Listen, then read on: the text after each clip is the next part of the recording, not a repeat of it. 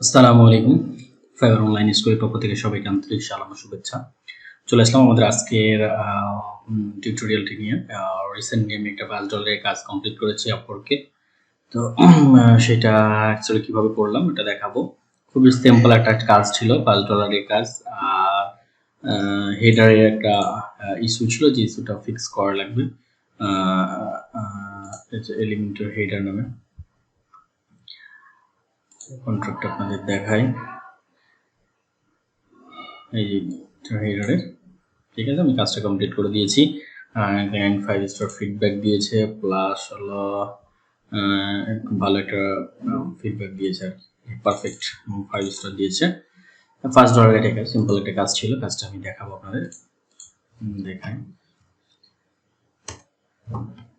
যে ক্লায়েন্টের এই যে পেজটা, এই যে পেজটা, এই পেজটা এই যে পেজটা দেখছেন, এই পেজটাতে এই যে হেডারটা আছে, এই হেডারটা ক্লায়েন্টের এরকম একটা হেডার দরকার ছিল আর কি। মানে ক্লায়েন্টের এই হেডারটা বানানোই ছিল, জাস্ট ক্লায়েন্টের একটা রিকোয়ারমেন্ট ছিল যে এই হেডারটার ব্যাকগ্রাউন্ডটা বাই ডিফল্ট ট্রান্সপারেন্ট থাকবে। আজান হচ্ছে, 1 মিনিট।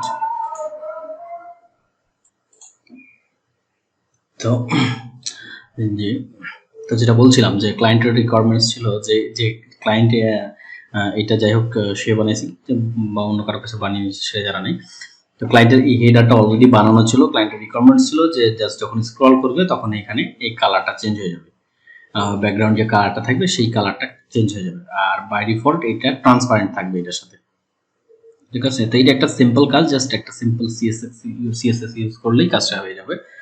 তো আমি আপনাদের দেখাই, ক্লায়েন্ট যেটা করছিল, মানে সে ব্যাকগ্রাউন্ড কালার দিয়েছিল, দেওয়ার পর এটা কিন্তু স্টিকি করে দিয়েছে হেডারটাকে স্টিকি করার কারণে এটা বাই ডিফল্ট স্টিকির মতোই থাকবে, বাট এই কালারটাও চলে আসছিল এখানে, যে ট্রান্সপারেন্ট কালারটা আছে এটা না, এই কালারটাও এখানে ঢুকে যাচ্ছিল, মানে এরকম হয়ে যাচ্ছিল, এরকম ভাবে ছিল, যেটা দেখতে আসলে এটার উপরে ভালো লাগছে না। এই জন্য ক্লায়েন্ট চাচ্ছিল যে এটা যেন এখানে ট্রান্সপারেন্ট থাকে। তো সিম্পল, আমি আপনাদের এখান থেকে ইন্সপেক্ট করে দেখাই যে আমি আসলে কাজটা কিভাবে করলাম।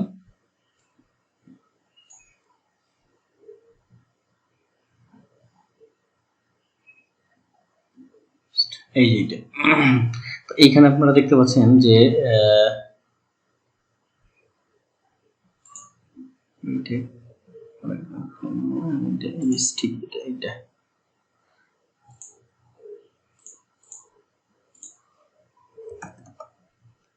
যেটা, ঠিক আছে, এই কালারটা আমার ট্রান্সপারেন্ট দেওয়া আছে, মানে এই কালারটা আমি যদি আপনাদেরকে হেডারটা ওপেন করে দেখাই তাহলে আপনারা বুঝতে পারবেন।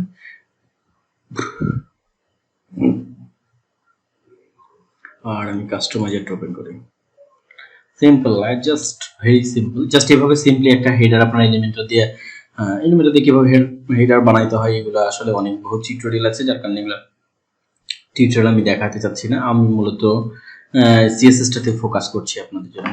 এডিশনাল সিএসএস এ যাই,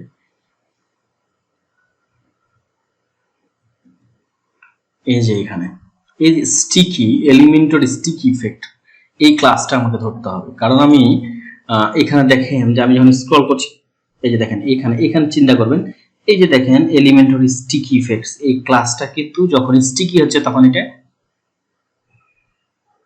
অ্যাড হচ্ছে, আবার যখন আমি এটা স্টিকি না হয়ে যখন এখানে ফিক্সড হয়ে যাচ্ছে তখন এই ক্লাসটা অটোমেটিক চলে আসছে। তাহলে আমরা যদি এই ক্লাসটাকে ধরো ব্যাকগ্রাউন্ড কালারটা ক্লাসটা দিয়ে যদি আমি ব্যাকগ্রাউন্ড, যেহেতু এইটার উপরে এই ডিপটার উপরেই কিন্তু ব্যাকগ্রাউন্ড কালারটা আছে, এই যে এই ব্যাকগ্রাউন্ড কালারটা আমি যদি এই ডিপটার উপরে কালারটা দিই তাহলে দেখেন এইরকম হয়ে যাচ্ছে।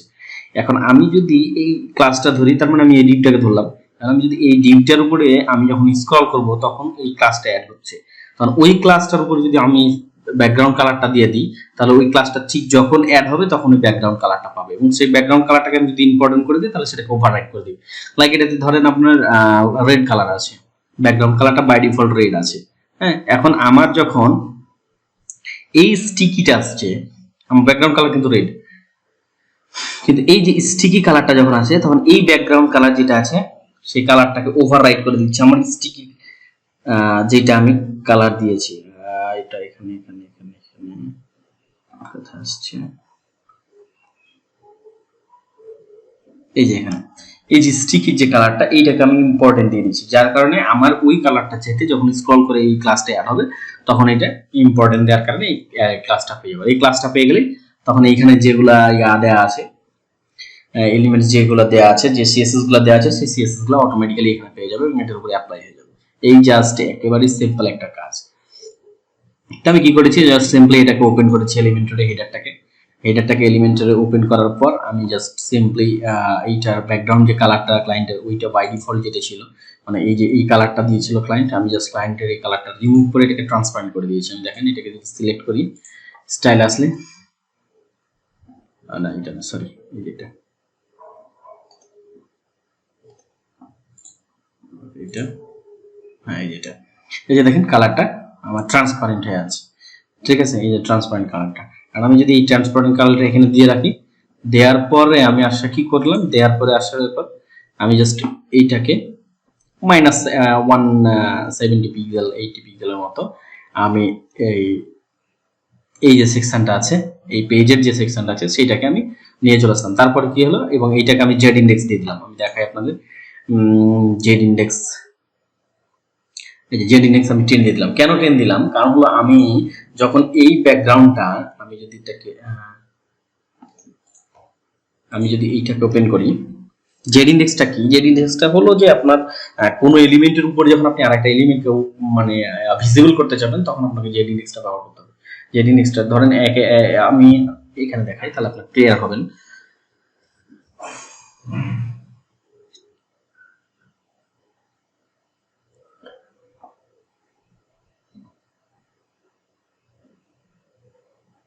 আমি এই যে কন্টেইনারটাকে আমি এই যে সেকশনটাকে আমি সিলেক্ট করি, এই সেকশনটাকে এই যে দেখেন আমি এখানে -170 দিয়েছি। যখন আমি -170 দিয়েছি আলটিমেটলি এইটা যেহেতু পরে এই সেকশনটা যেহেতু এই সেকশনটার পরে সেহেতু এই হেডারের উপরে কিন্তু এই সেকশনটা চলে যাবে।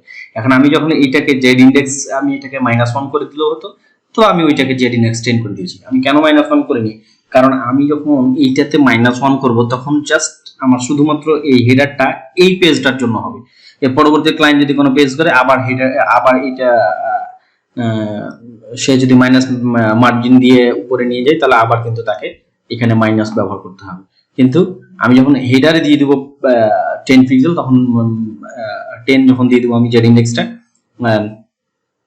তখন অটোমেটিক্যালি এটা প্রত্যেকটা সেকশন যখন তার ভিতর দিয়ে তার মাইনাস মার্জিন যখন দিবে তখন অটোমেটিক্যালি তার নিচ দিয়ে এটা অ্যাপ্লাই হবে। এই জন্যই আমি এই হেডারটাকে জেড ইন্ডেক্স দিয়ে দিয়েছি, যাতে পরবর্তীতে কোনো সেকশন যদি তার নিচ দিয়ে মাইনাস মার্জিন দিয়ে ঢোকাতে হয় তাহলে অটোমেটিক্যালি এটা উপরে ভিজিবল হয়ে যাবে, এটার উপরে ক্লায়েন্ট যেটা চাচ্ছিল। তো আমি জাস্ট সিম্পল এইটা সিম্পল একটা কাজ, এই যে জাস্ট এইটাকে সিলেক্ট করে এটা তো দেখলেন আমরা ট্রান্সপারেন্ট করে দিলাম।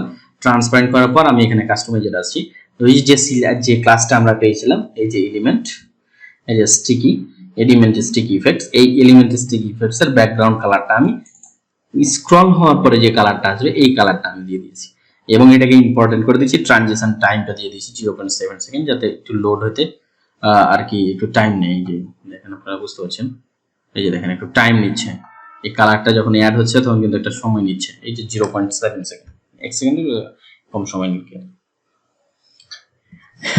দিয়ে আমি ক্লায়েন্টকে একটা ডেলিভারি দিয়ে দিয়েছি, আমি তাকে বলে দিয়েছি যে হ্যাঁ চেক করো, সে চেক করেছে এবং এটা অবশ্যই 100% রেসপন্সিভ, কারণ এখানে আমি আর কিছুই করিনি, আমি জাস্ট ক্লাসটা ধরে কালারটা অ্যাড করে দিয়েছি, ট্রানজিশনটা অ্যাড করে দিয়েছি, ইম্পর্টেন্ট করে দিয়েছি এবং ব্যাকগ্রাউন্ডে যে কালারটা ছিল সেই কালারটা আমি রিমুভ করে ট্রান্সপারেন্ট করে দিয়েছি। এই সিম্পল জাস্ট এখানে 2টা লাইন কোড এবং ওখানে একটা কালার আমি চেঞ্জ করে দিয়েছি। এই 5 মিনিটের একটা কাজ ছিল, কাজটা আমি কমপ্লিট করে দিয়েছি এবং ক্লায়েন্ট খুব সুন্দর একটা ফিডব্যাক দিয়েছে, পারফেক্ট। তো এটা ছিল এলিমেন্টরে। তো আমি যেটা মনে করি যে আপনারা যদি এলিমেন্টর ওয়ার্ডপ্রেস এগুলো নিয়ে কাজ করেন তাহলে মিনিমাম আপনারা অন্তত ফ্রন্ট এন্ড HTML CSS এবং জাভাস্ক্রিপ্টে একটু ভালোভাবে কাজ শিখবেন, কারণ লং টার্ম ক্লায়েন্ট আপনি যদি পেতে চান আপওয়ার্কে, আমার যদি এটা ফাইবার অনলাইন স্কুল, আমি ফাইবারে কাজ শুরু করেছিলাম, কিন্তু আমার পার্সোনাল কিছু প্রবলেম আছে, যেমন আমি খুব বেশি রাত জাগি না, এই কারণে আমার বেশিরভাগ ক্লায়েন্টে হলো ইউরোপ এবং আমি ইউএস এর ক্লায়েন্টের কাজ খুব কম করি, ইউরোপ এবং অস্ট্রেলিয়ার ক্লায়েন্ট, যার কারণে আর আমি পাশাপাশি আরো কিছু কাজ আমাকে করতে হয়, যার কারণে আমাকে টাইম ম্যানেজমেন্টটা করতে গেলে আমাকে আসলে রাত্রে জায়গাটা আমার কঠিন হয়ে যায়। তো যারা আসলে ওয়ার্ডপ্রেসে কাজ করতে চান তারা অবশ্যই HTML CSS টা এবং জাভাস্ক্রিপ্টটা খুব ভালোভাবে জানবেন। জানার পর ওয়ার্ডপ্রেসটা আপনারা শিখবেন যে আপনারা লং টার্ম ক্লায়েন্ট পাবেন এবং খুব মানে যেগুলো কাজ আপনার মানে ওয়ার্ডপ্রেসে ম্যাক্সিমাম অনেক কাজ আছে CSS এর, যে CSS এর সিম্পল ছোট ছোট কাজ আপনারা জাস্ট 2-1 লাইন কোড লিখলেই আপনি ফিক্স করে দিতে পারবেন।